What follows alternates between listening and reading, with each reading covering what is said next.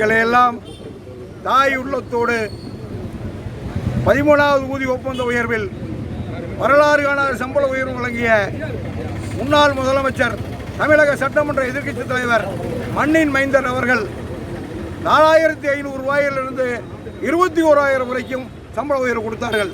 ஆனால் இதே 14வது ஊதிய ஒப்பந்தத்திலே இந்த போக்குவரத்து துறையிலே இந்த போக்குவரத்து அமைச்சர் அவர்கள் வெறும் 5% சம்பள உயர்வு மட்டும் வழங்கினார்.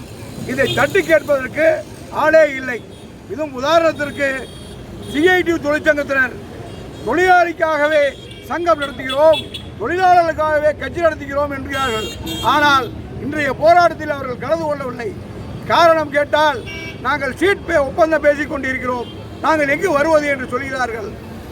எப்பொழுதுமே தொழிலாளர்களுக்கு தலைவர் காலத்தில் இருந்து, அம்மா காலத்தில் இருந்து, புரட்சி தமிழர் எடப்பாடியார் காலத்தில் இருந்து வரலாறு காணாத சம்பள உயர்வு கொடுத்து போக்குவரத்து தொழிலாளி குடும்பங்களை வாழ வைக்கும் எங்களுடைய அதிமுக அரசு என்பதை இந்த நேரத்தை சுட்டிக்கொண்டு வரும் 15வது ஊதிய ஒப்பந்த உயர்வை உடனடியாக நடத்திடவும், குறைந்தபட்சம் ஒவ்வொரு தொழிலாளிக்கும் 5000 ரூபாய் வழங்கிடவும், அதற்கு மேல் போன தடவை 13வது ஊதிய ஒப்பந்த உயர்வில் கொடுத்தது போல சிறப்பான ஊதிய உயர்வு கொடுக்காவிட்டால் ஒன்றை மட்டும் சொல்லிக்கொள்ள விரும்பப்படுகிறேன். போக்குவரத்து இந்த நாட்டிலே போக்குவரத்து தொழிலாளர்கள் வாயிலே விழுந்த அரசாங்கம் எதுவும் உருப்பட்டதாக வரலாறு இல்லை. இந்த வரலாறு மீண்டும் நிரூபிக்கப்படும், சரித்திரம் திரும்பும். இதற்கு உண்டான முன்னுதாரணமாக வரும் நாடாளுமன்ற தேர்தலிலே 40 இடங்களையும் அதிமுக வெற்றி பெறும் என்று தொழிலாளர்கள் மனது வைத்தால் நடக்கும்.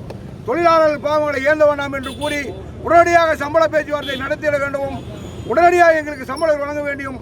இந்த தமிழக அரசை பணிவுடனும் மிகவும் கண்ணியத்துடனும் நாங்கள் எங்கள் தொழிற்சங்கத்தை சார்பாக கேட்டுக்கொள்கிறோம். நன்றி, வணக்கம். செய்திகளை உடனுக்குடன் தெரிந்து கொள்ள நமது அம்மா இணையதள தொலைக்காட்சியை சப்ஸ்கிரைப் செய்து அருகில் உள்ள பெல் ஐகானை